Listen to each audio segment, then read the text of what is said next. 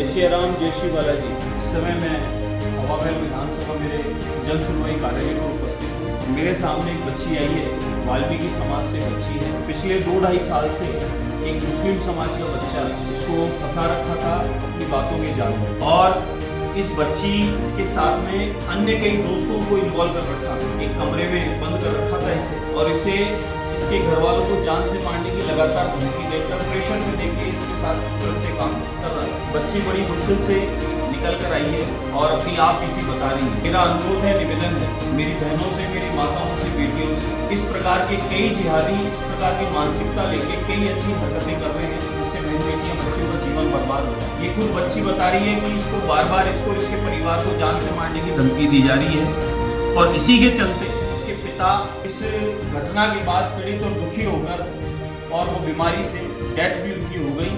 माँ जो है मानसिक रोगी बन गई, और परिवार में सब लोग डर से दूर हो गए कि इसकी मदद कैसे की जाए। इस बच्ची के साथ में कई उस मुस्लिम मित्र ने कई मित्रों को इन्वॉल्व किया, इसके साथ गलत कृत्य करने का काम किया, और इसको एक कमरे में बंद कर रखा था। कहाँ रख रखा था?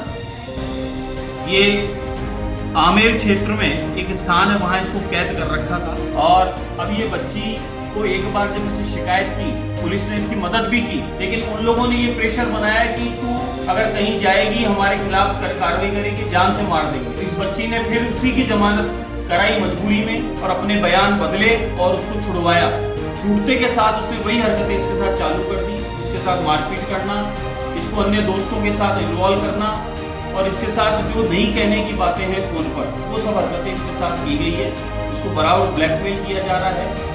मेरी माताओं से, बहनों से, बेटियों से निवेदन है, थोड़ा जागरूक रहें और ऐसे इस प्रकार की हरकत करने वालों से दूर रहें, और किसी भी प्रकार की बातचीत या दोस्ती से बचें, क्योंकि कोई भी वादा करके या झूठ बोलकर या नाम बदलकर इस प्रकार की हरकतें कर दी जाती है। बच्चियां जब फंस जाती है तो बच्चियां फंसने के बाद उनका जीवन बर्बाद और खराब हो जाता है, और कई बार साथ में आकर बच्चियां कई बार गलत काम भी कर लेती है, या फिर वो लोग उन्हें काट देते हैं, मार देते हैं, या फ्रिज में रख देते हैं, या टुकड़े टुकड़े कर देते हैं। इस प्रकार की हरकतें किया करते हैं। मेरा अनुरोध है, ये स्वयं बता रही है इसके साथ क्या बीता है, तो बहनों से, बेटियों से निवेदन है, आगाह करता हूँ कि आप सब बचकर रहें, अपने आप को सुरक्षित रखें, और इस प्रकार की कोई हरकत करता आपके आसपास आता है।